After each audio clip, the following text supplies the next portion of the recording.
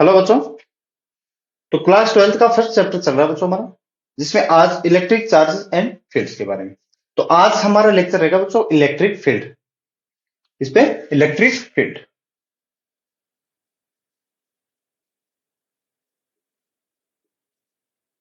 आपने बच्चों Coulomb's law पढ़ा है। लेट्स से ये चार्ज क्यू है मेरा, और ये भी चार्ज क्या है बच्चों, क्यू है, और इनके बीच की डिस्टेंस क्या है बच्चों, आर। हमने इसमें क्या देखा था, फील्ड वैसे आप पहले भी पढ़ चुके हो, ग्रेविटेशनल फील्ड सिमिलर सी है।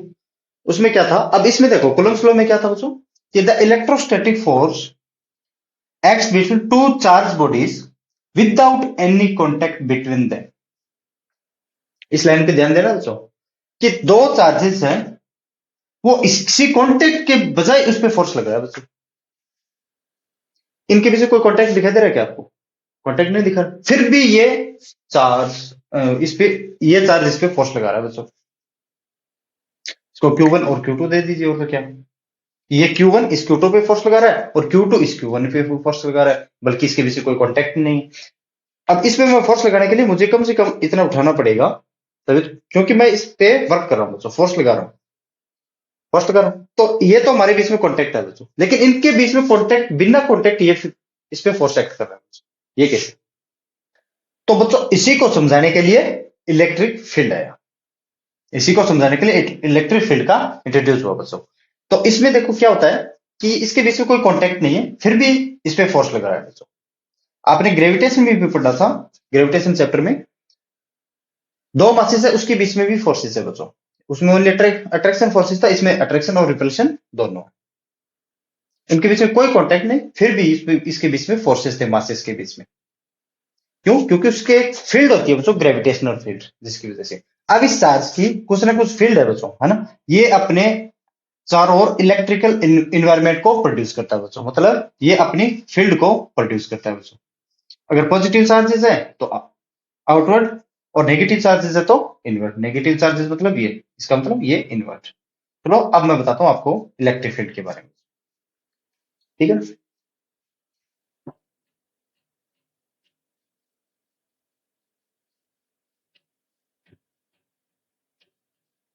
इसमें बोला गया है बच्चों कि ये कोई पॉइंट चार्ज है, जिसको हम बोलेंगे सोर्स चार्ज। ये मेरा कोई पॉइंट चार्ज प्लस क्यू, जिसको बोलेंगे हम सोर्स चार्ज बच्चों, सोर्स चार्ज। इसके कारण जो फील्ड प्रोड्यूस हुई, इसके कारण जो, ये पॉजिटिव है तो रेडियली आउटवर्ड इसकी फील्ड होगी बच्चों। इसको चेक करने के लिए कि ये फील्ड प्रोड्यूस कहां तक हो रही है और कैसे हो रही है, इसके लिए आपको एक टेस्ट चार्ज लेके आना पड़ेगा बच्चों। तो मान लेता हूं किसी डिस्टेंस पे ये टेस्ट चार्ज है मेरा क्यू नोट, क्यू नोट ये क्या है बच्चों, मेरा टेस्ट चार्ज। फ्रिक्शन करेंगे इस पे कि ये क्या है। ये बच्चों इतना स्मॉल है, ये बच्चों इतना स्मॉल है, इसकी वजह से इस पे कोई डिस्टर्ब नहीं होगा। आप इसको इस साइड लेके जाओ या फिर इसको इस साइड लेके जाओ, इस टेस्ट चार्ज की वजह से इस सोर्स चार्ज पे कोई इफेक्ट नहीं होने वाला है। हाँ, इसकी वजह से इस पे हो सकता है बच्चों, इस प्लस क्यू की वजह से इस पे हो सकता है। क्यों? देखो अगर ये पॉजिटिव है तो ये प्लस क्यू इसको दूर भेजेगा, अट्रैक्ट रिपेल करेगा। अगर ये नेगेटिव क्यू है तो अपनी तरफ अट्रैक्ट करेगा। लेकिन इसमें बच्चों एक बताएगा, देखो अगर ये फील्ड मान लेता हूं मैं कि इतनी सी डिस्टेंस एक्स तक ही प्रोड्यूस कर पाया ये चार्ज, मान लेता हूं कि ये डिस्टेंस एक्स है मेरे बच्चों, और ये यहां तक ही इस फील्ड को प्रोड्यूस कर पाया, तो कभी ये इस पे न तो कोई इलेक्ट्रिक फोर्स काम करेगा बच्चों, क्योंकि जब तक ये इस इलेक्ट्रिक फील्ड इसकी फील्ड में नहीं आएगा, तब तक उस पर कोई फोर्स और इलेक्ट्रिक स्टैटिक फोर्स हमारा एक्ट नहीं करने वाला है। लेकिन इसकी इलेक्ट्रिक फील्ड की फील्ड लाइंस हम पढ़ेंगे बच्चों, कि ये रेडियली आउटवर्ड कैसे होगा, इनवर्ड कैसे होगा, वो इलेक्ट्रिक फील्ड लाइंस में इसी चैप्टर में आने वाले 3-4 लेक्चरों में आने वाला है बच्चों वो टॉपिक। तो इसको एक बार मैं रख कर रहा हूं। तो इस क्यू नोट की वजह से, सॉरी इस प्लस क्यू की वजह से इस पे देखेंगे हमारी इलेक्ट्रिक फील्ड कितनी होने वाली है बच्चों। अब ये सोर्स चार्जेस है, इस पे फोर्स लगाएगा बच्चों, क्योंकि लास्ट में रिजल्ट आने वाला है बच्चों, E इज इक्वल टू के क्यू अपॉन आर स्क्वायर, मतलब E इलेक्ट्रिक फील्ड है वो प्रोपोर्शनलिटी 1/r स्क्वायर की है। तो इलेक्ट्रिक फील्ड जीरो कहां होगी, r is equal to infinity पे। इसका मतलब ये है कि बच्चों इसकी रेंज है ना जो इलेक्ट्रिक फील्ड्स की, फील्ड लाइंस की, तो वो बच्चों रेंज है कम से कम इन्फिनिटी तक इस चार्ज को भी क्या कर सकता है, वो अट्रैक्ट या रिपेल कर सकता है बच्चों। ठीक है, तो इसकी वजह से क्या कर रहा है, इलेक्ट्रिक फील्ड को मैं कैसे लिखूंगा, force on test charge, force on test charge, magnitude की बात करूं बच्चों, upon test charge.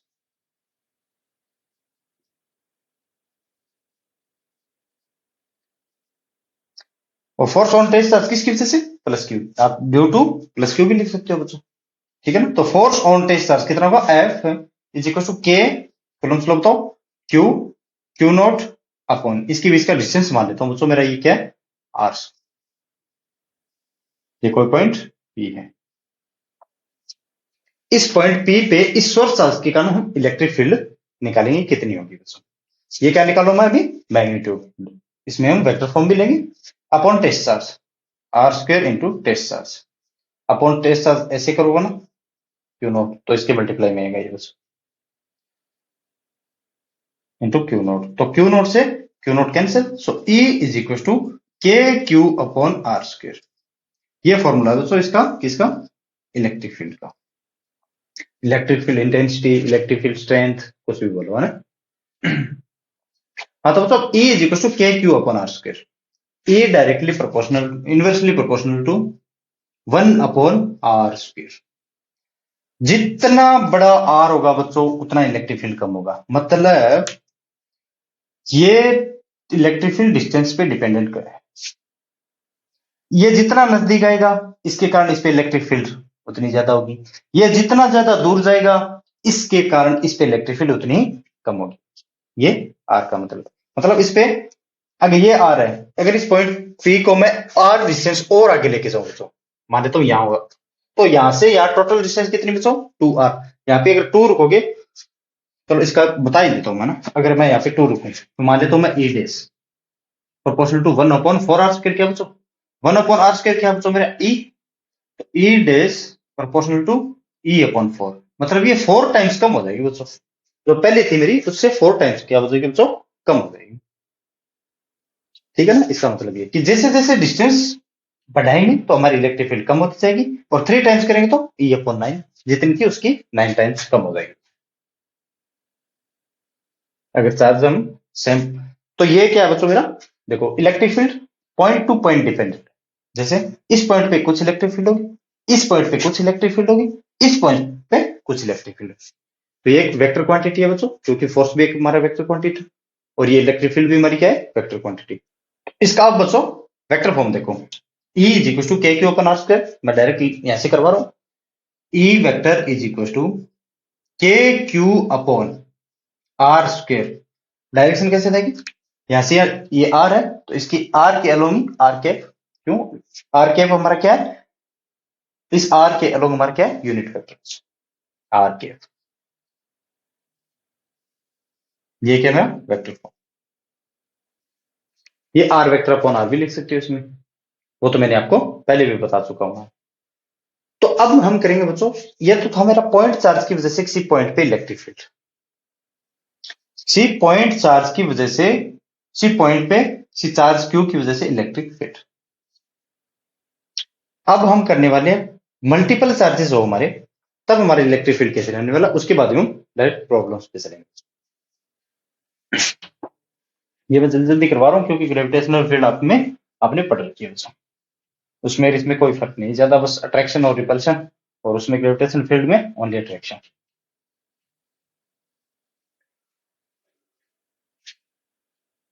System of point charges की वजह से मान लेता हूं ये मेरा एक्स है, मैं इसको भी रफ कर देता रहूंगा ना, मैं ये लिखूं क्या, electric field due to system of point charges, तो मैं नहीं लिख रहा, आप लिख लेना,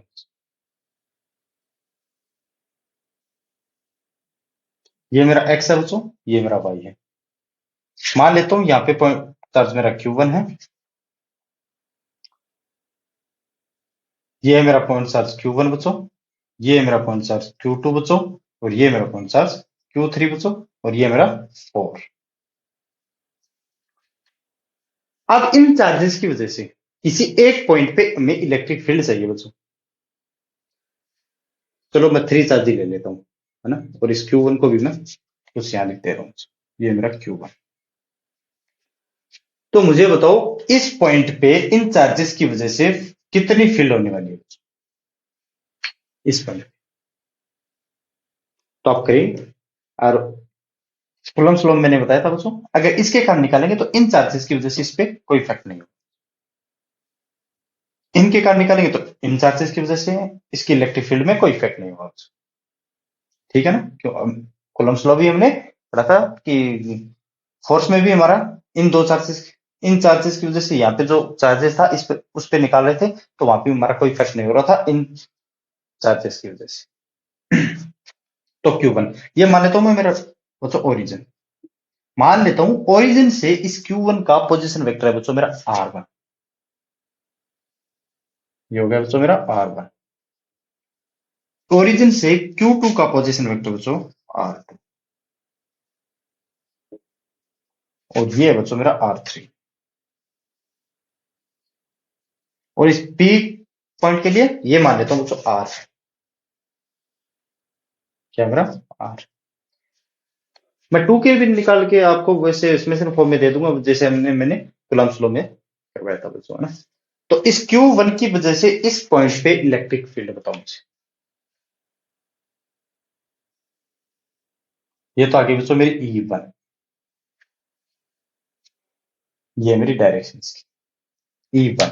तो मैंने कूलम्ब्स लॉ में क्या बताया था, जिस के का निकालते हैं उसी से जाते हैं। तो ये मैं अगर इसके बीच में पोजीशन वेक्टर लूंगा बच्चों, तो ये ले रहा हूं बच्चों मैं R1P, 1 से P की ओर, पॉइंट P की ओर जा रहे हैं। और 2 के कारण देखो बच्चों,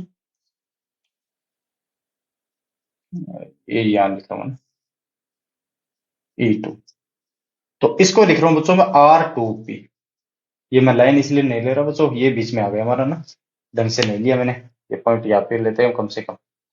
चलो एक ही बात है। अब इस दो चार्जेस की वजह से निकालो, इसकी वजह से ऐड कर देंगे हम लास्ट में R2P R1P।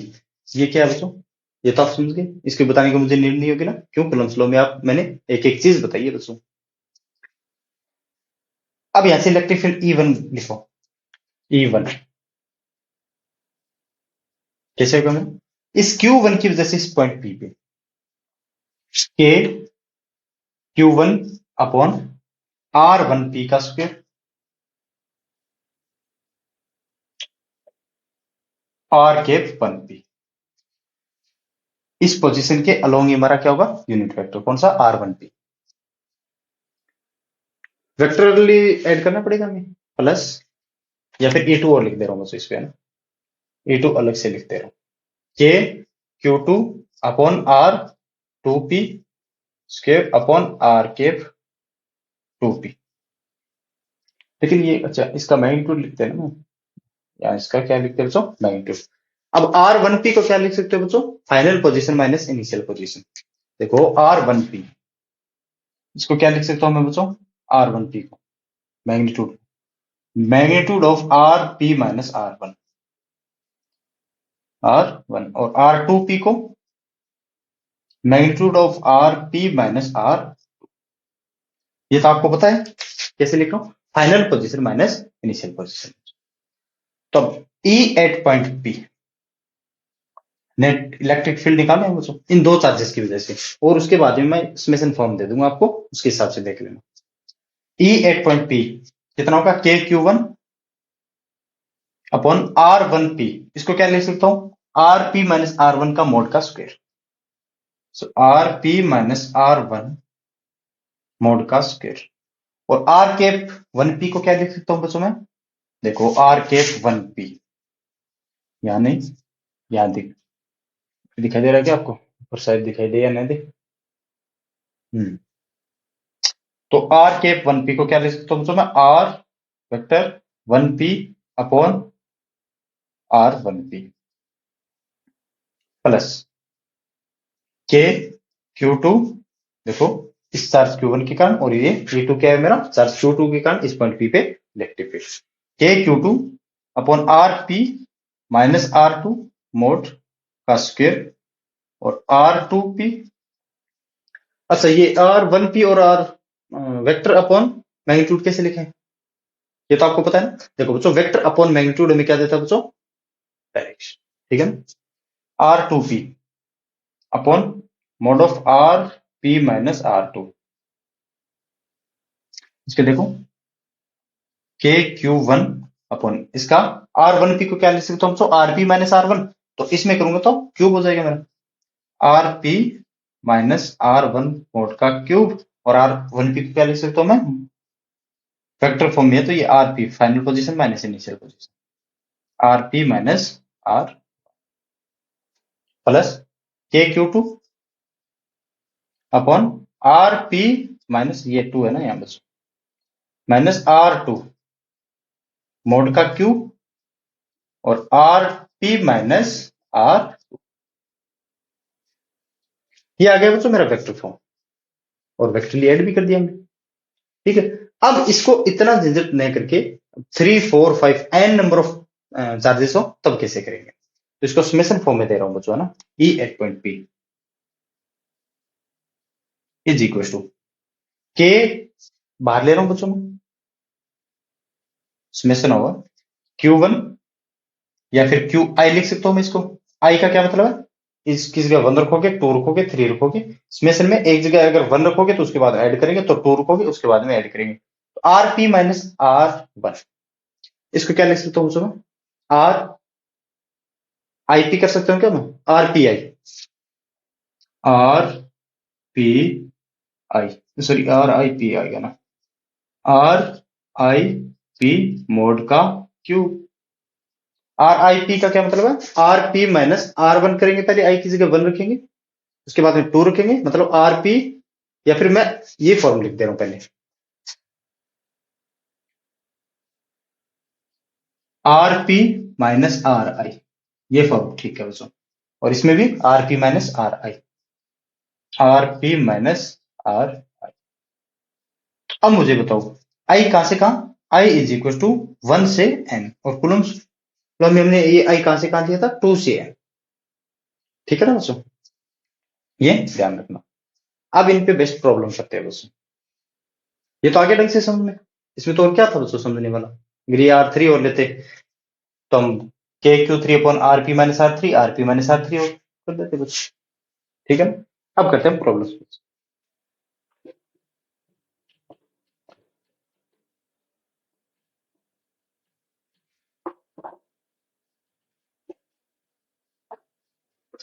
आपकी स्क्रीन पे दिखाई दे रहा होगा बच्चों, क्वेश्चन सॉल्व करने की कोशिश कीजिए।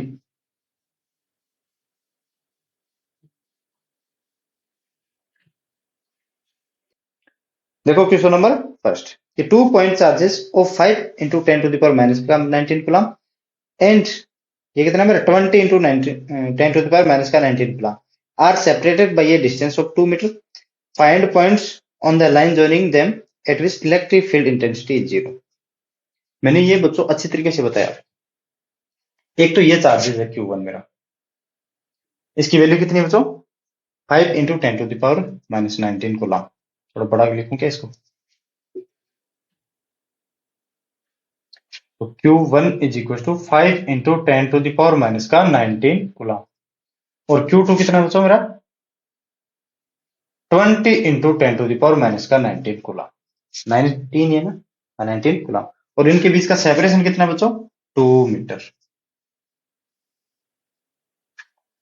अब हमें बताना है कि इलेक्ट्रिक फील्ड इंटेंसिटी हमारी जीरो कहां होगी, इलेक्ट्रिक फील्ड कहां जीरो होगी, इलेक्ट्रिक फील्ड इंटेंसिटी कहां जीरो होगी, इलेक्ट्रिक फील्ड स्ट्रेंथ हमारी कहां जीरो होगी, कोई मुझे बता सकता है, ये भी पॉजिटिव और ये भी पॉजिटिव।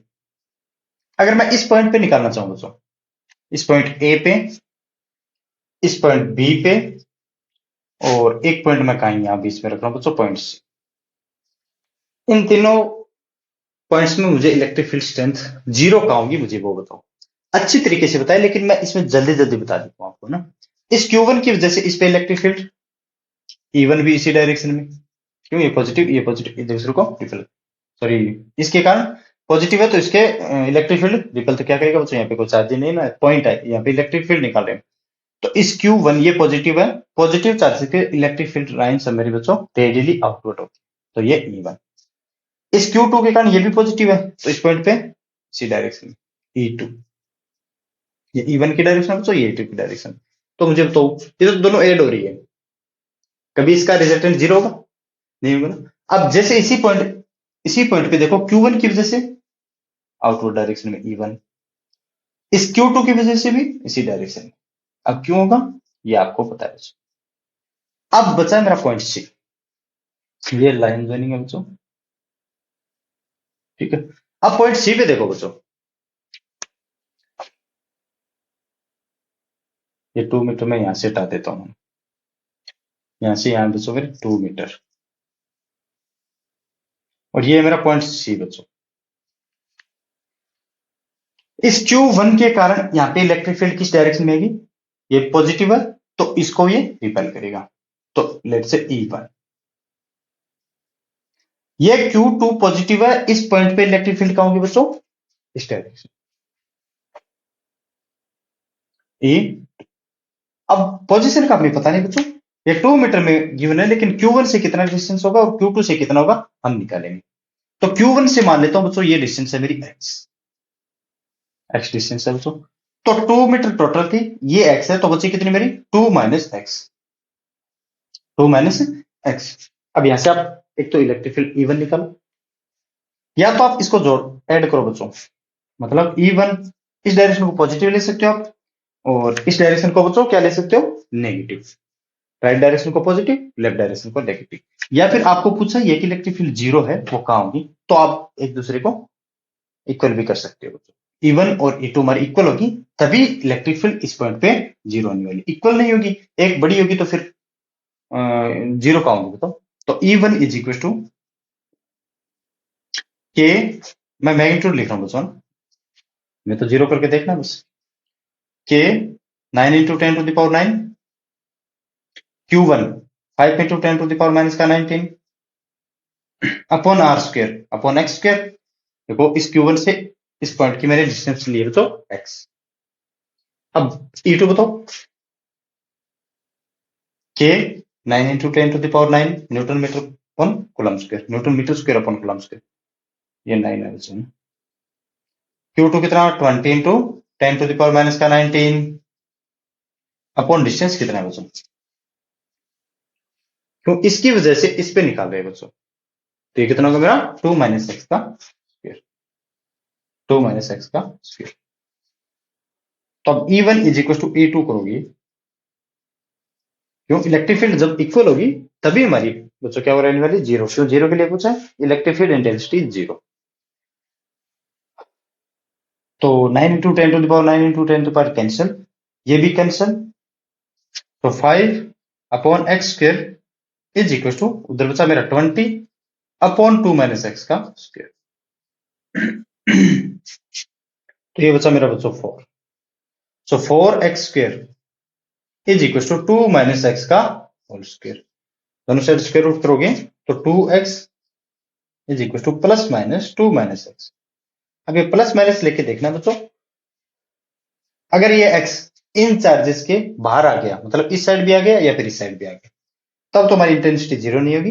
अगर ये x इनके बीच में आ गई कहा, तब हमारी जीरो। तो यहां से सोल्व करो इसको, 2x is equal to plus minus 2x, मैं यहां कर रहा हूं solve. 2x is equal to plus ले रहा हूं अभी 2 माइनस एक्स, 2 माइनस एक्स, तो x इज इक्वल टू, ये इधर लेके आऊं 3x इज इक्वल टू 2, तो x इज इक्वल टू 2/3 और मीटर। मीटर था ना, ये सेंटीमीटर मीटर का, ठीक है बस।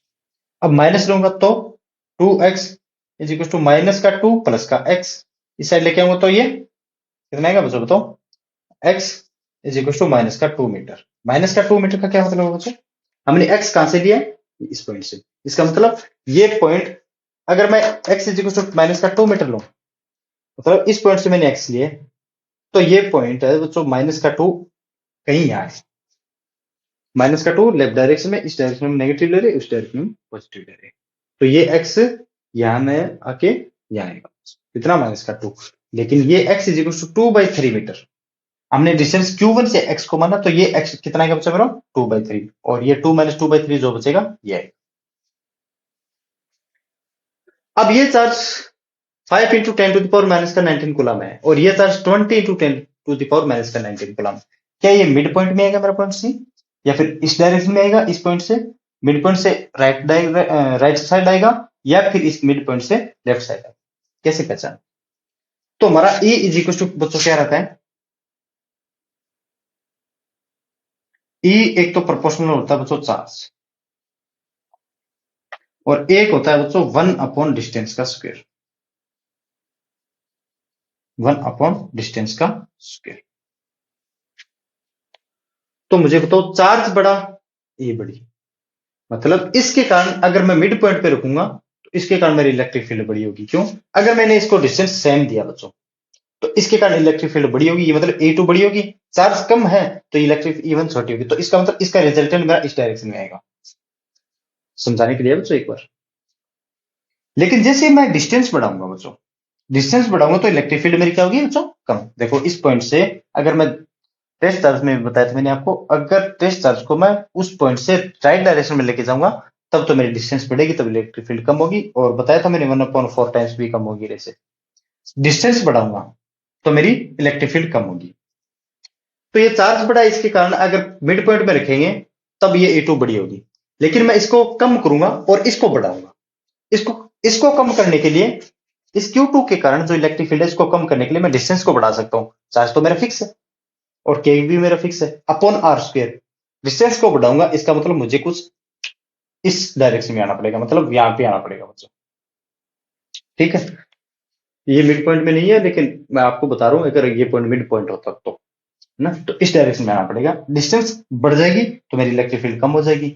अब इसके लिए देखो, एक तो पहले ये डिस्टेंस थी मेरी, अब इसको और स्मॉल कर दिया।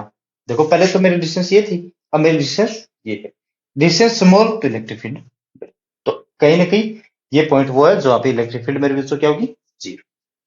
अब करते हैं नेक्स्ट क्वेश्चन बच्चों। अब दो पॉजिटिव चार्ज लिए थे, अब एक पॉजिटिव और एक नेगेटिव लेके देखेंगे हम क्या होने वाला है। आपको अच्छे तरीके से बताया था तो मेरे कोलम्बिक फोर्स में स्टेबल इक्विलिब्रियम अनस्टेबल इक्विलिब्रियम कब होगा मेरा, और स्लाइटली डिस्प्लेसमेंट करेंगे। अगर वो वापिस उसी पॉइंट की ओर आ रहा है तो मेरा स्टेबल, और वरना अनस्टेबल। अब देखो कि 2 पॉइंट चार्जेस ऑफ प्लस का 16 माइक्रोकुलम एंड माइनस का 9 microcoulomb are placed 8 centimetre apart in air. Determine the position of the point at which the resultant field is zero. एक तो मेरा प्लस का 16 और एक माइनस का 9। ये बच्चों मान लेता हूं मैं Q1 है जो 16 माइक्रोकुलम है, और ये बच्चों मान लेता हूं मेरा Q2 है जो है मेरा माइनस का 9 माइक्रोकुलम, और इनके बीच का डिस्टेंस है बच्चों 8 सेंटीमीटर।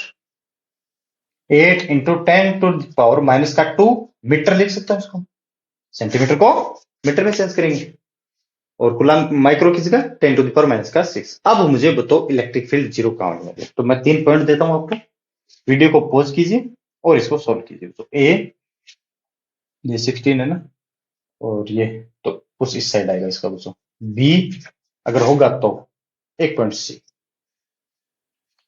ए बी और सी पे आप चेक करो इलेक्ट्रिक फील्ड जीरो कहां है, मुझे बता सकते हो या फिर नहीं? चलो मैं पॉइंट ए पे करवाता हूं। इस Q1 के कारण इस पे इलेक्ट्रिक फील्ड बताओ बच्चों। इस Q1 के कारण इस पे इलेक्ट्रिक फील्ड इस डायरेक्शन में आएगी मेरी E1। E1 इसमें बढ़िया कंसेप्ट बताने वाला हूं, वो भी सभी चीजें खोल के बताऊंगा।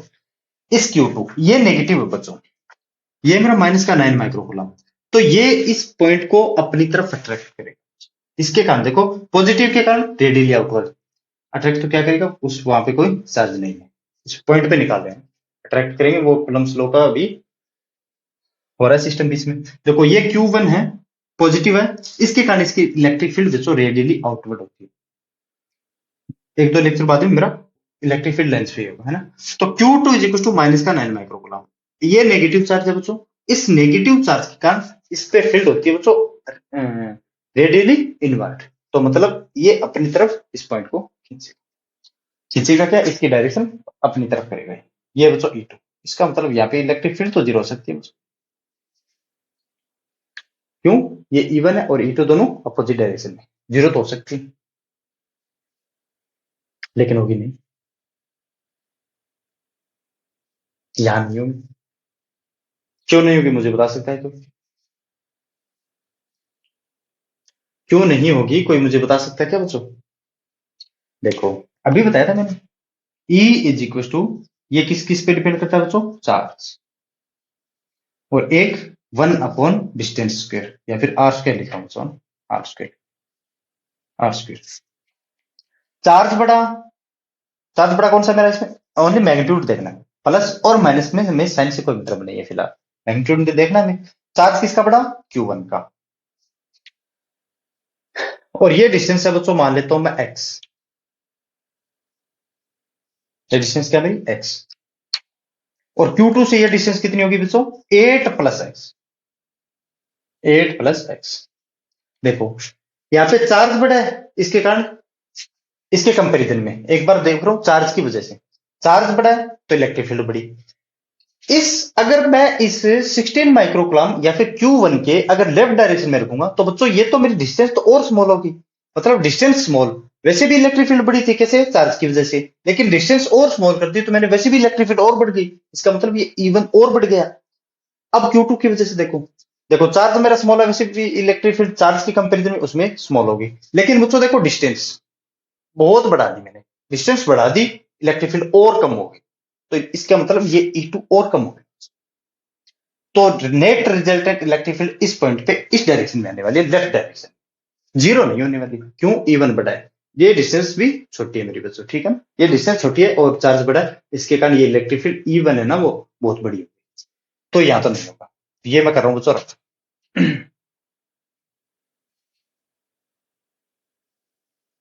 अब देखो इस पॉइंट बी पे हो, Q1 की वजह से ये रेडियली आउटवर्ड, क्यों? पॉजिटिव है। हाँ 20 लेना है, रेडियली आउटवर्ड बोलने लगे ना, इवन। अब इस Q2 की वजह से, Q2 की ये नेगेटिव है, तो मतलब इसकी फील्ड की डायरेक्शन अपनी ओर, तो ये इशू। तो मुझे तो क्या कभी बच्चों बी पॉइंट पे इलेक्ट्रिक फील्ड जीरो हो सकती है? इन पे तो दोनों फील्ड ऐड हो रही है। अगर एक फील्ड मेरी इस डायरेक्शन में होती और एक फील्ड मेरी इस डायरेक्शन में होती, तब तो मैं बोलता है मेरी भी पॉइंट बी पे इलेक्ट्रिक फील्ड जीरो हो सकती है, लेकिन यहां तो नहीं होगी ना, तो मतलब ये पॉइंट बी भी मेरा काम से गया।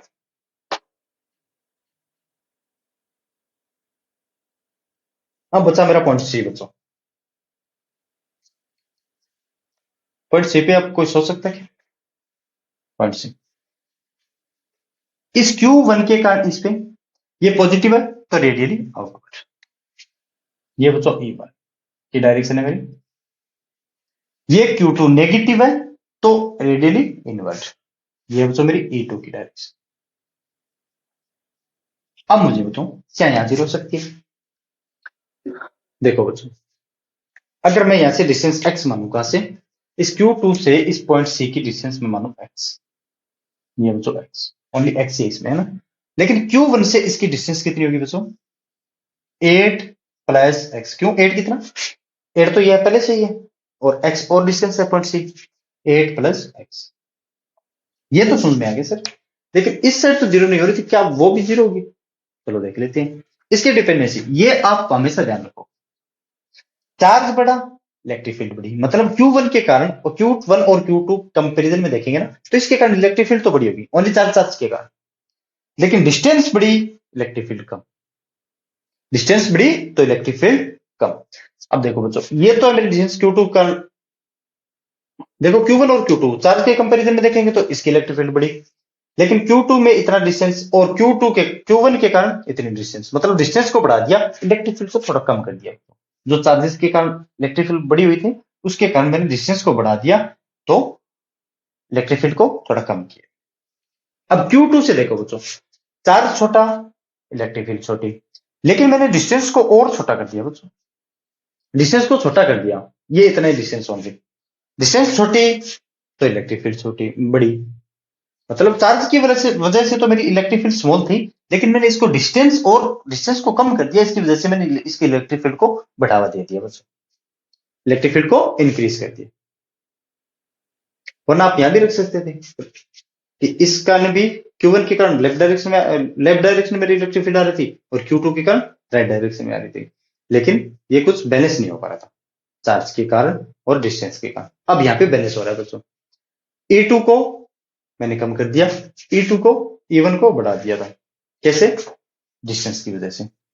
Q1 पे चार्ज ज्यादा तो इलेक्ट्रिक फील्ड ज्यादा E1, लेकिन डिस्टेंस को बढ़ाने से E1 थोड़ा कम हो गया। Q2 पे चार्ज कम तो इलेक्ट्रिक फील्ड भी कम, डिस्टेंस कम कर दी तो इलेक्ट्रिक फील्ड को थोड़ा मैंने इससे E2 को और बढ़ा दिया। तो अब यहां से E1 is equal to E2, E1 is equal to E2 ऐसे कर सकते हो। चलो फिर करो, चलो करवा देता हूँ। K 9 into 10 to the power 9 और क्या था मेरा बच्चों? Q1 कितना है? 16 माइक्रो कूलम, 16 माइक्रो तो 10 टू द पावर माइनस का 6 अपॉन आर स्क्वायर। इस Q1 की वजह से बच्चों 8 प्लस एक्स का whole square is equal to, देखो 9 इंटू 10 टू द पावर 9 के, और चार्ज कितना था मेरा? 9 micro coulomb. 9 into 10 to the power minus का 6 अपॉन ये डिस्टेंस कितनी बच्चों? Q2 से इस पॉइंट से की x, तो x का square. 9 into 10 to the power 9 cancel, 10 to the power minus का 6 ये कैंसिल, तो 10 16 अपॉन 8 प्लस x का square is equal to 9 upon x square. अब बच्चों आप यहां से कर सकते हो ना, दोनों साइड स्क्वायर रूट करो, तो 4 upon 8 plus x is equal to 3 upon x, 4x is equal to 24 plus 3x। अगर आप यहां से प्लस माइनस करना चाहो, स्क्वायर रूट हटाएंगे तो एक जगह में प्लस माइनस तो लगाना पड़ेगा ना बच्चों कम से कम, is equal to plus minus. ये कितना आ गया मेरे बच्चों? प्लस करूंगा तो ये x is equal to 24 centimetre, और माइनस करूंगा तो बच्चों, माइनस करूंगा तो देखो यहां से देखो 4x is equal to plus, minus करूंगा तो ये 7x is equal to minus का 24, so x is equal to minus का 24 अपॉन 7। थोड़ा सा ये ध्यान रखना, ये है ना कैलकुलेशन देख लेना बच्चों। x is equal to 24 centimetre, यहां से इस पॉइंट की डिस्टेंस कितनी? 24 सेंटीमीटर, और Q1 से कितनी? 24 प्लस 8 32। लेकिन ये क्या है बच्चों, जो मेरा एक और है ना 24 अपॉन 7, ये क्या है? 24 अपॉन 7 को आप डिवाइड करोगे तो कुछ 3 पॉइंट माइनस का 3 पॉइंट कुछ आएगा। मतलब जो डिस्टेंस हमने x में इस डायरेक्शन को मैं पॉजिटिव ले रहा हूँ, जो डिस्टेंस मैंने इस डायरेक्शन में ली थी ना x को माइनस का 3 पॉइंट कुछ ना कुछ, मतलब 8 से 3 पॉइंट यहाँ रखना पड़ेगा। यहाँ तो नहीं होगा बच्चों, क्यों? हमने यहाँ इस पॉइंट पे देख लिया था इलेक्ट्रिक फील्ड जीरो नहीं हो रही बच्चों यहाँ। ठीक है बच्चों, अब करते हैं नेक्स्ट क्वेश्चन। आ गया होगा आपकी स्क्रीन पे। अब एक क्वेश्चन है जो थोड़ा हटके करवा रहा हूँ, इसमें ग्रेविटी क्या रोल करेगी इलेक्ट्रोस्टैटिक्स में, वो बताता हूँ। ये मास पे डिपेंडेंट करेगी कि नहीं करेगी? क्यों? देखो ग्रेविटेशनल चैप्टर में मैंने क्या पढ़ा बच्चों, फ्री स्पेस में कि सॉरी मोशन अंडर ग्रेविटी में फ्री फॉल बॉडी मास पे डिपेंडेंट नहीं थी। क्यों? जिस साइड से 2 kg वाले ब्लॉक को ड्रॉप कर रहे थे तो उतना ही टाइम लग रहा था मेरा, और उसी हाइट से अगर 10 kg वाले ब्लॉक को भी ड्रॉप कर रहा था तो उतना ही टाइम लग रहा था। कब? Motion under. लेकिन अब इसमें भी क्या होगा, क्या हमें वो देखना है कि टाइम है उसमें मास पे डिपेंड नहीं करता था, इसमें टाइम क्या मेरा मास पे डिपेंडेंट है, वो देख लेते हैं। तो क्वेश्चन देखो बच्चों, an electron falls through a distance of 1.5 centimeter in a uniform electric field of magnitude 2 into 10 to the power 4 Newton per coulomb. The direction of the field is reversed keeping its magnitude unchanged. A proton falls through the same direction. पहले तो electron को fall किया गया बच्चों, देखो दो diagram हमें given है, इस पे प्लेट पे नेगेटिव, इस पे बच्चों पॉजिटिव। इसमें बच्चों इलेक्ट्रॉन को फॉल करवाए गए, और एक ये देखो बच्चों इस पे भी पॉजिटिव नेगेटिव तो सेम है ना, ऊपर पॉजिटिव है क्या इस पे, और इस पे नेगेटिव। ठीक है, और इसमें बच्चों प्रोटॉन को E प्लस, और इनके बीच का डिस्टेंस कितना है बच्चों? 1.2 इतना दिया था 1.5 सेंटीमीटर, 1.5 सेंटीमीटर। और ई की वैल्यू कितनी गिवन है मुझे यहाँ से, 2 × 10⁴ न्यूटन पर कूलम। अच्छा, आपको मैंने यार यूनिट तो पता ही नहीं आपका ना, लेकिन आप तो समझदार बच्चे, सब चीजें जानते हो। बता नहीं, k Q upon are square, k Q upon are square newton per coulomb होगी बच्चों इसकी यूनिट। अब इसमें मैं पूछा बच्चों, अब आगे देखो, अनचेन में proton falls through the centre, calculate the time of fall in each case, contrast the situation with what the free fall under gravity. Free fall under gravity के साथ हमें बताने क्या रहने वाला। यहां से यहां इसको फॉल करेंगे इलेक्ट्रॉन को, तो प्लस की ओर आएगा, तब हमारा टाइम क्या होगा। और यहां से यहां अगर प्रोटॉन आएगा तब हमारा टाइम क्या होगा। ये डिस्टेंस हमारे 1.5 सेंटीमीटर सेम है, और इसके बीच में इलेक्ट्रिक फील्ड भी बच्चों क्या रहेगी मेरी, सेम। अब इस पे इलेक्ट्रिक फील्ड की डायरेक्शन पॉजिटिव टू नेगेटिव, ये हमेशा ध्यान रखना बच्चों, इलेक्ट्रिक फील्ड की डायरेक्शन हमेशा पॉजिटिव टू नेगेटिव आने वाली। ये है बच्चों मेरी इलेक्ट्रिक फील्ड की डायरेक्शन। लेकिन फोर्स की देखो, मैंने बताया था आपको E is equal to q into e, sorry F is equal to q into e, F is equal to q into, जो फोर्स की डायरेक्शन वही इलेक्ट्रिक फील्ड की डायरेक्शन। कब, जब चार्ज हमारा पॉजिटिव। अगर मेरा इलेक्ट्रॉन आ गया, मतलब चार्ज क्या है तो यहाँ पे नेगेटिव, तो नेगेटिव E इंटू ई। तो ये नेगेटिव साइन क्या बताता है बच्चों, कि फोर्स की डायरेक्शन और इलेक्ट्रिक फील्ड की डायरेक्शन पॉजिटिव। तो इलेक्ट्रॉन के कारण इस फोर्स की डायरेक्शन जो इलेक्ट्रिक फील्ड की होगी उसके अपोजिट डायरेक्शन। इलेक्ट्रॉन को ये नेगेटिव रिपेल करेगा और पॉजिटिव अट्रैक्ट करेगा। तो ये होगी बच्चों मेरी फोर्स की डायरेक्शन। ये मैं बता रहा हूं आपको, ये जरूरत तो नहीं थी लेकिन फिर भी बता दें। तो इलेक्ट्रिक फील्ड की इसमें डायरेक्शन तो पॉजिटिव टू नेगेटिव, ये हमेशा ध्यान रखना बच्चों, ये positive charge to negative charge, ये तो होगी मेरी इलेक्ट्रिक फील्ड। और प्रोटॉन की देखो, ये पॉजिटिव चार्ज पॉजिटिव होता है फिजिकल, जो इलेक्ट्रिक फील्ड की डायरेक्शन वही हमारी फोर्स की डायरेक्शन। तो इसमें भी फोर्स की डायरेक्शन भी यही रहने वाली।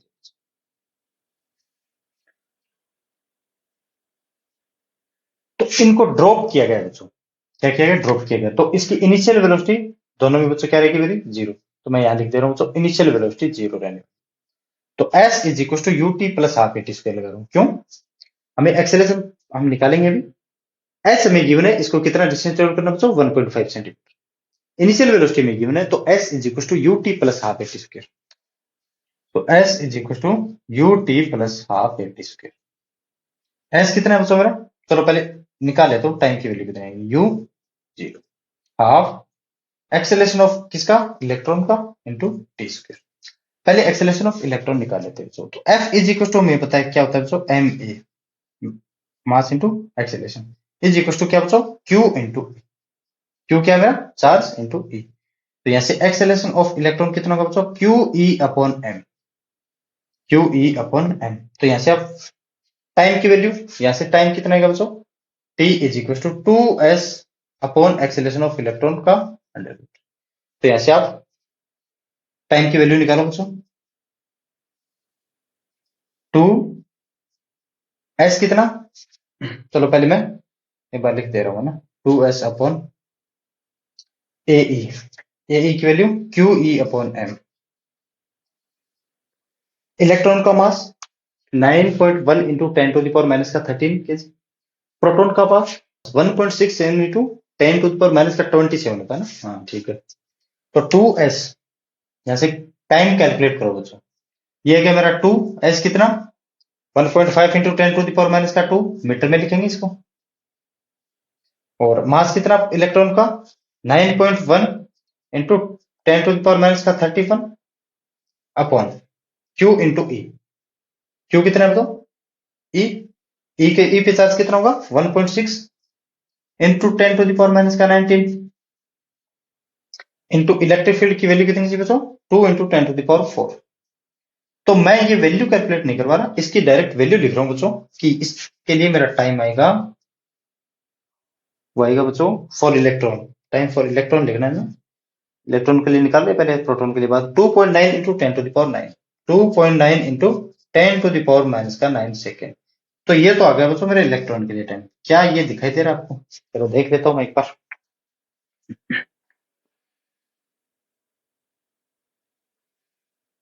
ठीक है।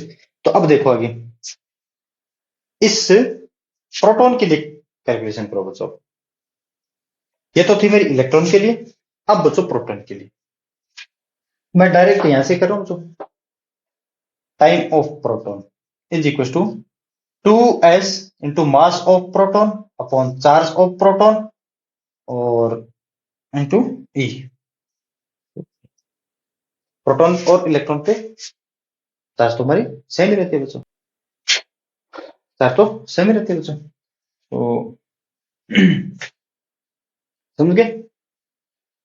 यहां से वैल्यू रखो 2। एस भी हमारा सेम था कितना 1.5 इंटू 10⁻⁻²। मास ऑफ प्रोटॉन ये होता है 1.67 इंटू 10⁻⁻27 शायद क्या यही होता है 1.6 इंटू 10⁻⁻19।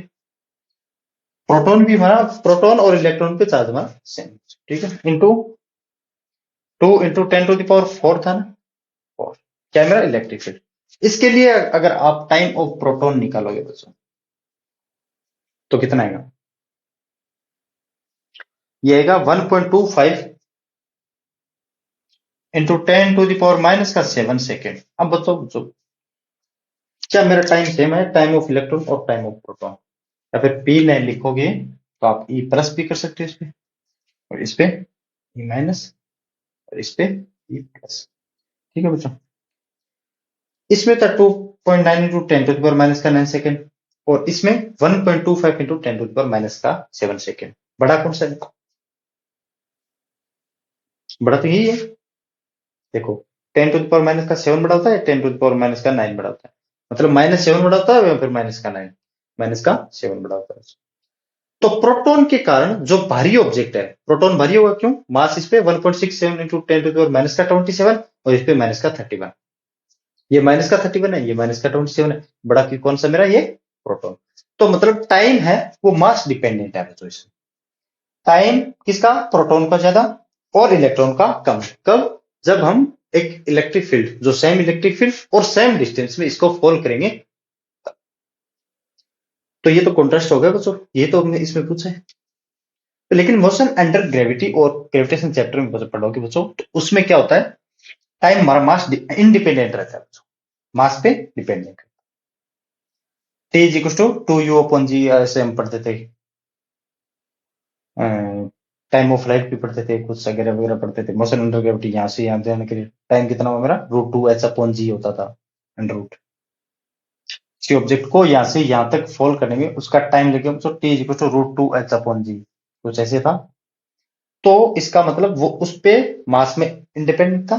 ये टाइम इन इलेक्ट्रोस्टैटिक्स में टाइम डिपेंडेंट मास है बच्चों। टाइम टाइम डिपेंडेंट है बच्चों मास। सॉरी मास डिपेंडेंट है बच्चों टाइम। तो इसमें हम ग्रेविटी को नेग्लिजिबल मान के चलेंगे बच्चों। ठीक है ना। ग्रेविटी के कारण ऐसा नहीं होगा इफेक्ट होगा। ग्रेविटी के कारण कोई इफेक्ट नहीं होगा। ये समझ में आया बच्चों। अब करते हैं बच्चों नेक्स्ट क्वेश्चन।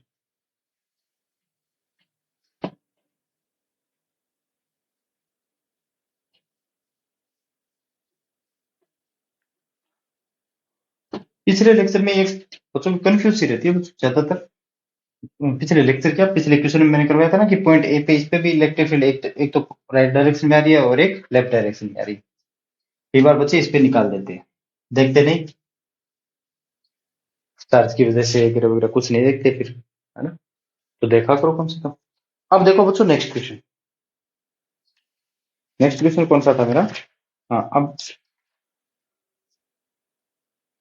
अब ये क्वेश्चन देखो बच्चों कि 2 point charges Q1 and Q2 of 10⁻⁻8 coulomb and 10⁻⁻8 coulomb.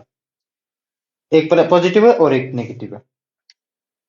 तो ये कुछ डायग्राम इस प्रकार से गिवन है बच्चों। मैं डायग्राम बना लेता हूँ साथ में कर।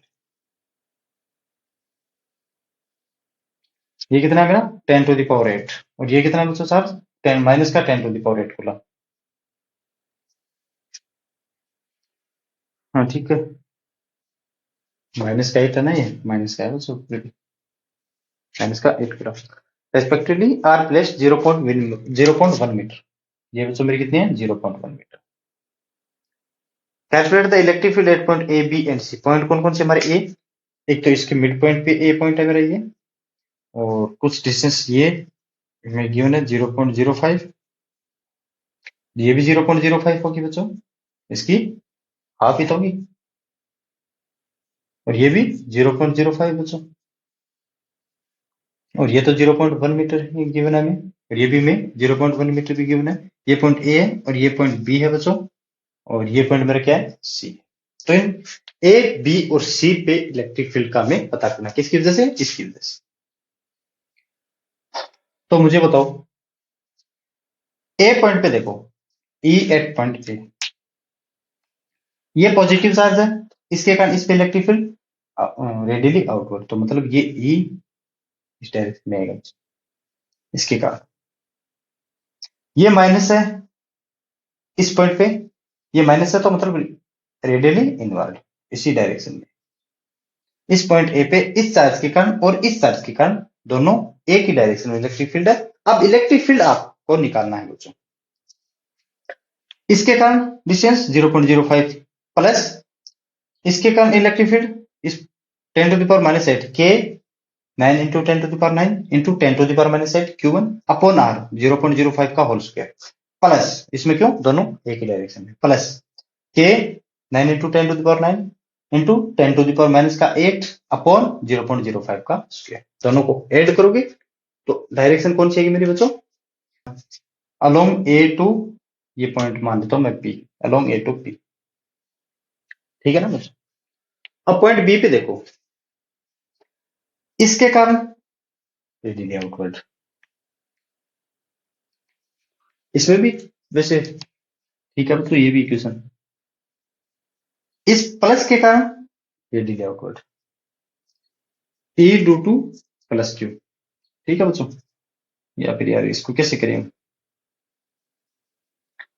इस पॉजिटिव चार्ज की आप समझ रहे हो ना, इस पॉजिटिव चार्ज के कारण इस पॉइंट पे इलेक्ट्रिक फील्ड मेरे बच्चों इस डायरेक्शन में रेडियली आउटवर्ड, और इस नेगेटिव के कारण खुद की होगी। चार्ज तो हमारा सेम है, मतलब चार्ज के कारण इलेक्ट्रिक फील्ड किस किस पे डिपेंड करती है, इसमें भी ये अगर वहां समझ में नहीं आया ना पूरा, तो अब यहाँ पे देख लेना कंप्लीटली, वहां समझ में नहीं आया बच्चों तो ये देख लेना। चार्ज हमारा सेम है, सेम चार्ज के लिए इलेक्ट्रिक फील्ड तुम्हारी सेम रहने वाली, लेकिन जैसे जैसे डिस्टेंस कम करोगे या बढ़ाओगे तो इलेक्ट्रिक फील्ड में क्या होगी बच्चों, चेंज होगी। अब इस प्लस क्यू से इतनी डिस्टेंस है बच्चों 0.05, 0.05, तो इसके कारण डिस्टेंस कम है, किसके कंपैरिजन में, इस माइनस क्यू के कारण, इसके कारण डिस्टेंस कम है, तो इसका मैग्नीट्यूड बड़ा होगा बच्चों, इसका मैं मैग्नीट्यूड लिख दे रहा हूं बड़ा, ये इलेक्ट्रिक फील्ड बड़ी होगी, इसका रिजल्टेंट आएगा बच्चों इससे पॉजिटिव टू बी के अलाउ, और इसके लिए डिस्टेंस ये 0.1 यहां से और ये मतलब 0.105 बड़ी होगी डिस्टेंस मेरी भाई बच्चों। ये चार्ज तो हमारा सेम है, इसके कारण इलेक्ट्रिक फील्ड सेम थी, लेकिन डिस्टेंस के कारण इसमें लफड़ा हो गया, लफड़ा हो गया, तो फिर ये इलेक्ट्रिक फील्ड का मैग्नीट्यूड कम होगा, इसका मैग्नीट्यूड बड़ा होगा, ठीक है। ये आप सॉल्व तो कर लोगे ना बच्चों। देखो अब इसमें क्या रहा, वैल्यू पुट करनी है। अब इस पॉइंट सी पे देखो बच्चों, ये पॉजिटिव चार्ज है, ये इस पॉइंट से रेडियली आउटवर्ड इसकी इलेक्ट्रिक फील्ड होगी बच्चों, ये E1 मान लो ना, ये नेगेटिव चार्ज है बच्चों, तो ये रेडियली इनवर्ड होगी, ये अपनी तरफ होगी इसकी इलेक्ट्रिक फील्ड, इस चार्ज की तरफ होगी बच्चों, ये मेरा क्या E2, मतलब ये 0.1 है, ये 0.1 है, ये 0.1 है, तीनों साइड से में इक्विलेटरल ट्रायंगल है बच्चों। ये एंगल अगर 60 डिग्री का है ना, तो ये बच्चों मेरा कितना होगा 120 डिग्री का, ये भी 0.1 है, ये भी 0.1। मैंने कूलम्ब्स लॉ में अगर पिछला लेक्चर देखा है तो आपको कोई तकलीफ नहीं होगी ऐसे क्वेश्चन में बच्चों, बड़े ही ढंग से किया था, आराम आराम से किया था जैसे आप कर रहे हैं। अब इसमें मैं कैलकुलेट नहीं करवा रहा, उसमें मैंने कैलकुलेट कराया था हर चीज।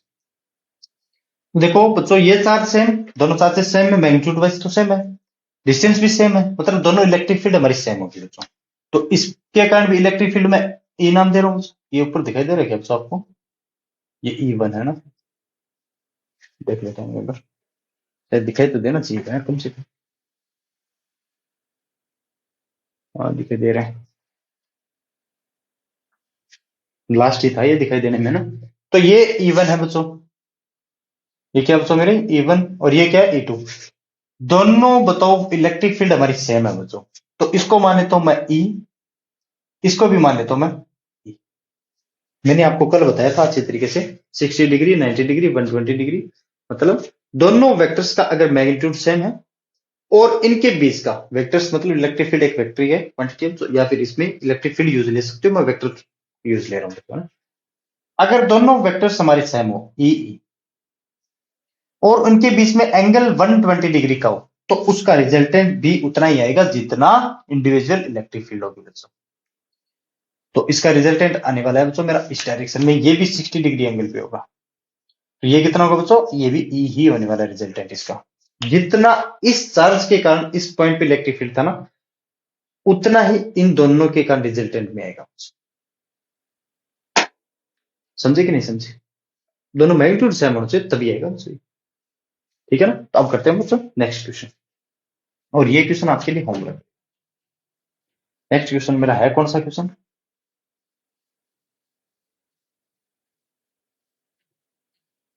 एक वेक्टर पे भी करवाएंगे आपको क्वेश्चन, तो ऐसे नहीं कि 2 point charges Q1 0.2 micro plus का 0.2 coulomb and Q2 0.04 coulomb are place 0.1 metre apart, calculate the electric field at the mid point between the charges. मैं थोड़ा सा बता देता हूँ, इसमें ज्यादा कुछ नहीं बताने वाला। कितना 0.2 और 0.4, ये बच्चों Q1 0.2 कूलम और ये Q2 0.4 कूलम, दोनों क्या बच्चों पॉजिटिव है इसके मिड पॉइंट में, और ये कितने सेंटीमीटर पे, 0.1 मीटर पे एक दूसरे पे रखे हुए बच्चे। अब इसके मिड पॉइंट पे देखो पहले तो, ये M मान लो मैं ना, मिड पॉइंट। चार्ज मेरा बड़ा कौन सा बच्चों, ये। अगर मिड पॉइंट होगा तो डिस्टेंस दोनों के लिए सेम होगी, डिस्टेंस के कारण इलेक्ट्रिक फील्ड का उल्टफेर नहीं होगा, Q1 के कारण भी और Q2 के कारण। क्यों, ई इनवर्सली प्रोपोर्शनल 1/r के, डिस्टेंस सेम होगी तो इलेक्ट्रिक फील्ड सेम होगी।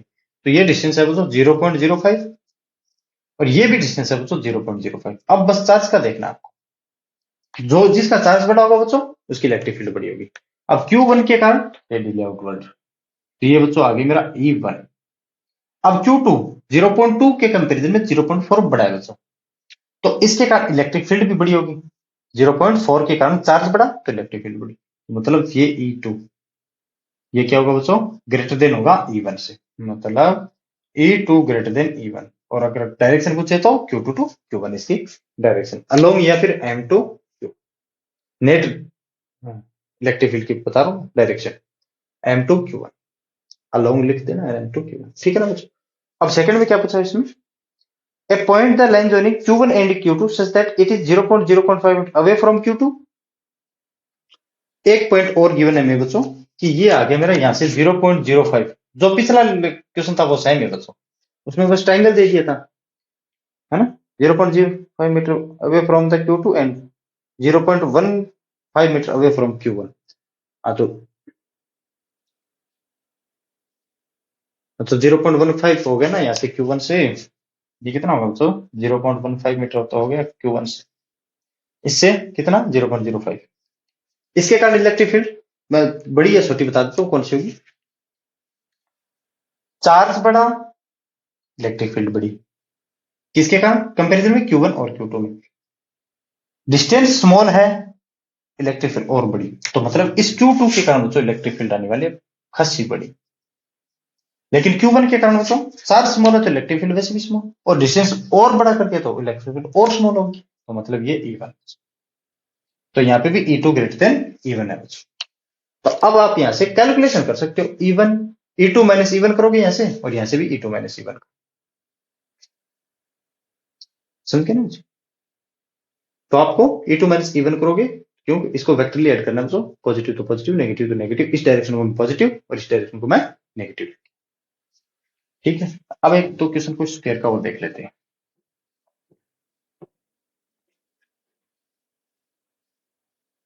उसके बाद में मैं करवाऊंगा वो वेक्टर। चलो पहले क्वेश्चन वो करवाता हूँ वेक्टर वाला। नहीं, पहले चलो ये करवा देता हूँ, मैं स्क्वायर वाले करवा देता हूँ। A B C D is a square of side 5 metre, charges of plus 50 coulomb, minus का 50, प्लस का 50।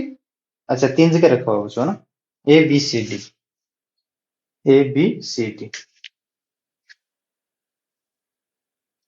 ये बच्चों को स्क्वायर है मेरा।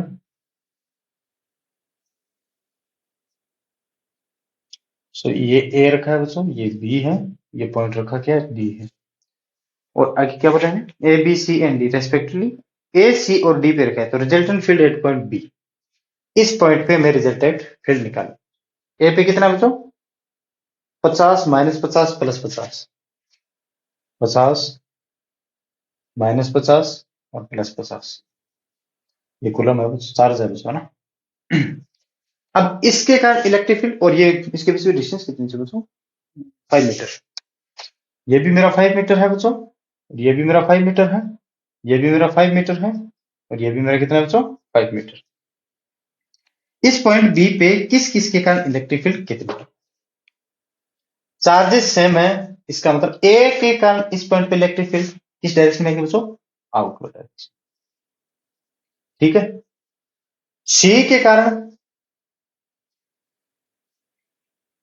सी के कारण कौन मुझे बता सकता है, ये नेगेटिव है तो ये अपनी तरफ, इलेक्ट्रिक फील्ड की डायरेक्शन खुद की तरफ होगी। ठीक है, अब मुझे बताओ, ये 50 कूलम, ये भी 50 कूलम, चार्जेस दोनों में सेम है, ये A to B distance 5 metre, B to C भी डिस्टेंस कितने, 5 मीटर। इसका मतलब इन दोनों की इलेक्ट्रिक फील्ड सेम होने वाली है।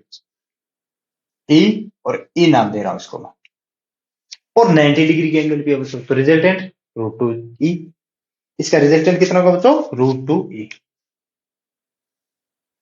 इसका रिजल्टेंट होने वाला है बच्चों रूट टू ई। अब ई की वैल्यू कैसे कैलकुलेट करोगे, यहां से ई की वैल्यू मैं लिख दे रहा हूं तो कितनी होगी, K Q square upon R square. चलो पहले लिख दे रहा हूँ, के क्यू अपॉन आर स्क्र। के की वैल्यू कितनी, 9 इंटू 10⁻⁹ इंटू क्यू की वैल्यू 50, 50 एसबी में, अपॉन आर स्क्र कितना, 5 का स्क्र, सो 25, ये होगी वैल्यू बच्चों। तो और इसकी value into root two multiply करोगे तो ये वैल्यू आएगी।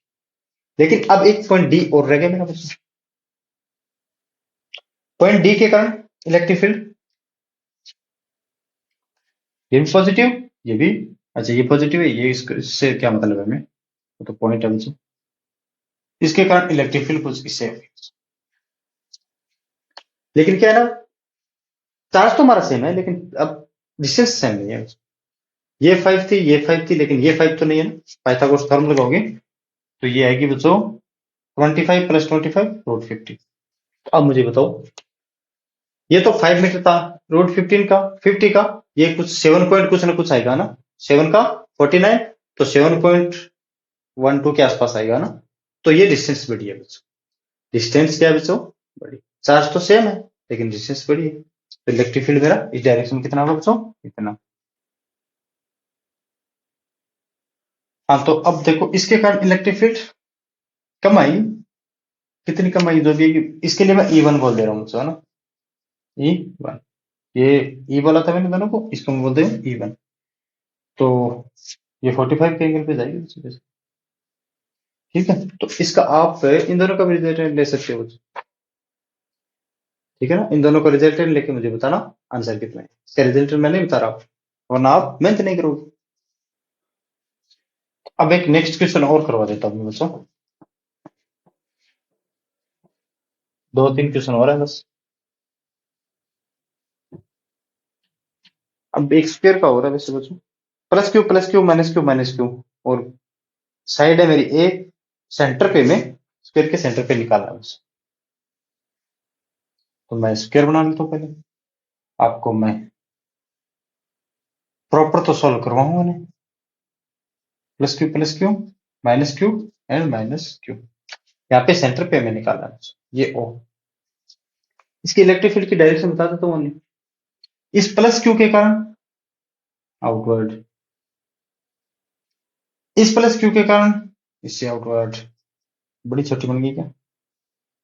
ठीक है बच्चे, फिर भी बड़ी छोटी रहेगी तो इक्वल कर देते हैं। इस माइनस क्यू के कारण बच्चों बताओ, माइनस क्यू के कारण अपनी ओर, इसके कारण, और इस माइनस क्यू के कारण भी अपनी ओर। ये तो अगर जो डायरेक्ट। अब इलेक्ट्रिक फील्ड कैसे दो, क्योंकि ये लेंथ चाहिए आपको, ये टोटल लेंथ मेरी कितनी है बच्चों? ए, ये भी ए, ये भी ए, ये भी ए। तो यहां से ये लेंथ कितनी होगी बच्चों? a/2। और ये कितना एंगल बच्चों? 45 डिग्री। ये ज्योमेट्री का है बच्चों, ज्योमेट्री तो आपको आनी चाहिए कम से कम। ये 45 डिग्री है, ये a/2, तो cos 45 डिग्री से यहां से आप ये वैल्यू निकाल सकते हो बच्चों, मतलब AO की वैल्यू निकाल सकते हो। cos 45 is equal to base कितना, a/2 into AO upon hypotenuse है ना, तो AO is equal to a/2 upon cos 45। cos 45 value 1/√2, तो √2 ऊपर चला जाएगा, तो मतलब a/√2। ये वैल्यू आएगी बच्चों a/√2। आप डायरेक्ट याद भी रखा करो ऐसे कुछ, है ना। ये बच्चों आएगी वैल्यू a/√2। इसके कारण electric field KQ square upon A square. तो एक इलेक्ट्रिक फील्ड मैं बता देता हूँ कितनी आएगी, एक बता देता हूँ, उसके बाद में आप करो। के कितना, चलो जो भी हो, KQ upon R square, a/√2 का स्क्वायर, तो 2/a स्क्वायर। ये आएगी तो इलेक्ट्रिक फील्ड, और चारों इलेक्ट्रिक फील्ड हमारी इक्वल है, मतलब ये भी E है, ये भी E है, ये भी E है, और ये भी E है। ये इस डायरेक्शन में 2E है बच्चों टोटल नेट, और इसमें भी कितनी बच्चों? 2E। और इसके बीच में एंगल कितना हो बच्चों? 90 डिग्री। देखो आप अगर 90 समझ में नहीं आ रहा तो ऐसे कर सकते हो आप, इसको आगे बढ़ाओ। ये एक ट्राइंगल है बच्चों, ट्राइंगल का ये 45, ये 45, तो बचे कितना मेरा? 90। क्यों? टोटल सम ट्राइंगल का 180 होता है। तो ये भी 2E है और ये भी 2E है, तो 4E square plus 4E square कितना? 8E स्क्वायर, मतलब 2√2E इसका आंसर है। 2√2 इंटू,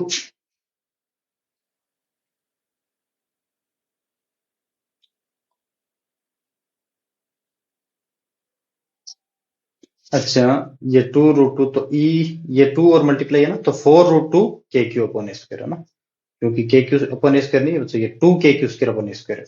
देखो इस डायरेक्शन में भी 2E, इस डायरेक्शन में भी 2E, तो 2E मतलब 4KQ अपॉन स्क्वायर, ये 4 और ये 4, मतलब 16 प्लस 16 32, मतलब 4√2 KQ अपॉन स्क्वायर, इसकी इसका रिजल्ट आएगा बस। ठीक है ना। अब देखो एक हल्का सा क्वेश्चन और कर लेते हैं, उसके बाद में एक फैक्टर जो आपको शांति बनाए रखना है क्वेश्चन के लिए, कि find the magnitude and the direction of electric field at point eight the point P। देखो plus Q plus Q plus Q और इसके बीच में है,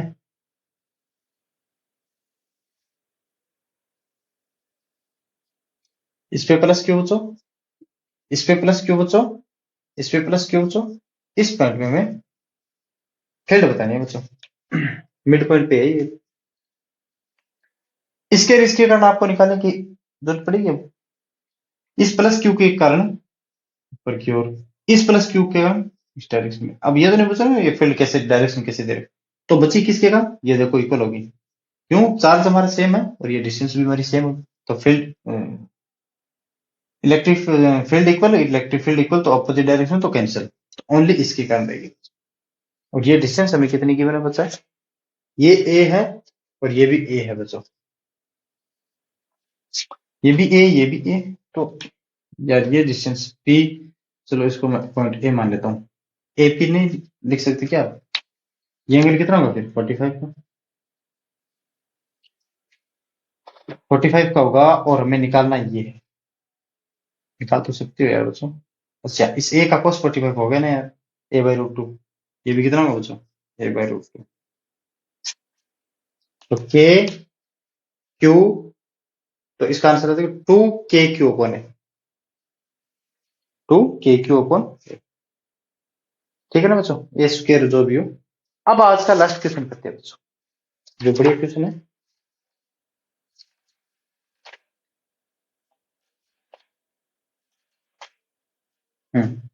कि two point charges Q1 and Q2 are located at point A00, 0B0। तो दो point charge हमें given है बच्चों, लोकेटेड है एक तो A00 पे, एक तो एक्स एक्सिस और एक वाई एक्सिस पे।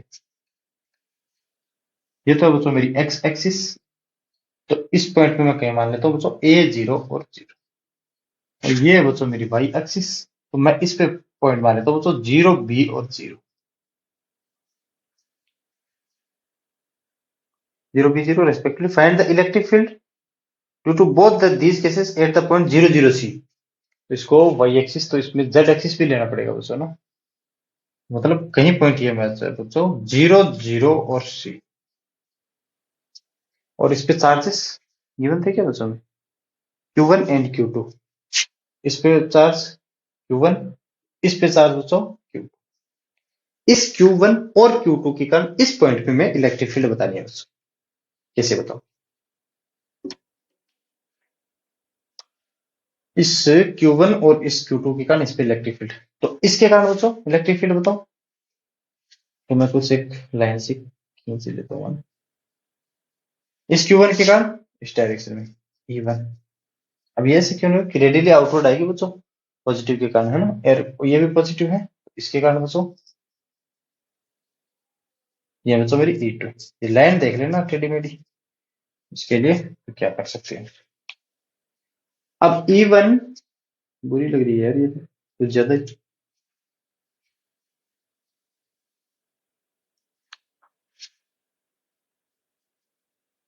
चलो जो भी हो, अब नहीं बदलेंगे, है ना। ये E2,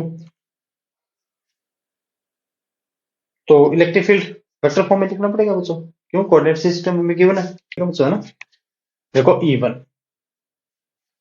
के E1 Q अपॉन, कैसे निकालता मैंने, 1 से कहां जा रहे हैं बच्चों, P, R1P, मतलब R1P।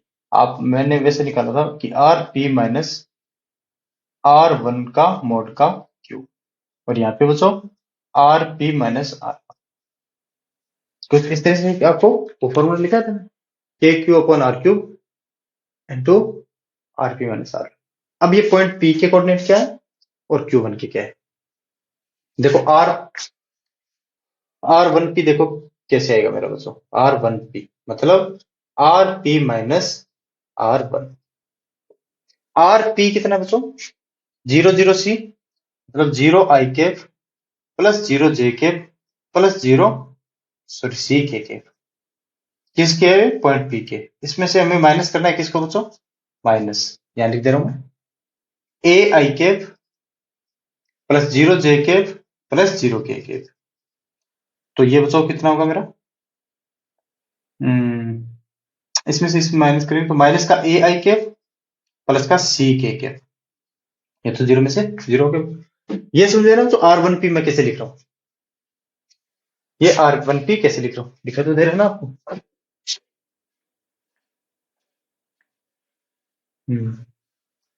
R1P मैं कैसे लिख रहा हूं देखो, 1 से P की ओर, वैल्यू पुट करो E1 के, E1 is equal to KQ, और इसका पहले मोड और निकाल लो यार, R1P का मोड, है ना, मोड ऑफ RP माइनस का R1, मोड निकालोगे तो A square plus C square का रूट, A स्क्वायर प्लस में C स्क्वायर। तो E1 कितना होगा तो यहां से मेरा KQ, और इसका क्यूब करोगे तो 3/2, इसका 1/2, तो 3/2, तो मतलब A स्क्वायर प्लस का C square 3/2। RP minus R1 कितना है मेरा, माइनस का AI प्लस का C के कैप, क्या, माइनस का AI प्लस का C के कैप। ये तो आगे बच्चों मेरे E1। अब देखो बच्चों E2, अब यार आप E2 में यहां से कैलकुलेट करवा रहा हूं, E2 के लिए मतलब 2 to P, ये बच्चों R मेरा कितना था, 1P था, ये बच्चों R2P लिख रहा हूं, है ना। R2P की वैल्यू बताओ, R2P, तो 0 माइनस 0 0 आई कैप, 0 माइनस का बी जे कैप, और सी माइनस 0 प्लस का सी कैप। ये कुछ इस तरह से R2P की फाइनल माइनस इनिशियल, ठीक है ना। तो यहां से मैं E2 लिख रहा हूं। E2 मेरा कितना होगा?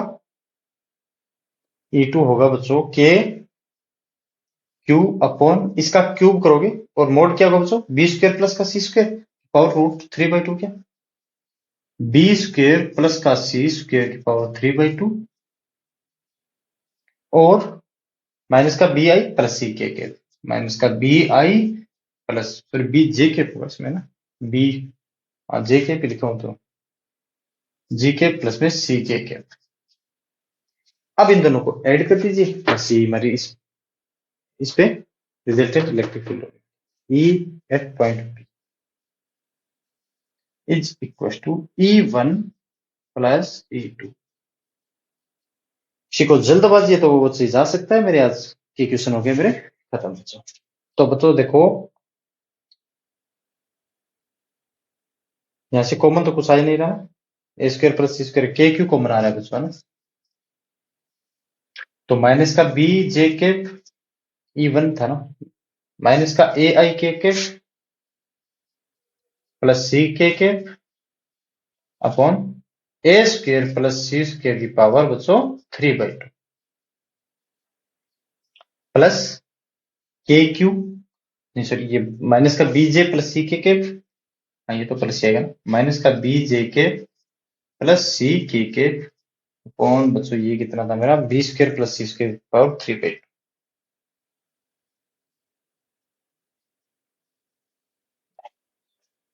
ये था ना।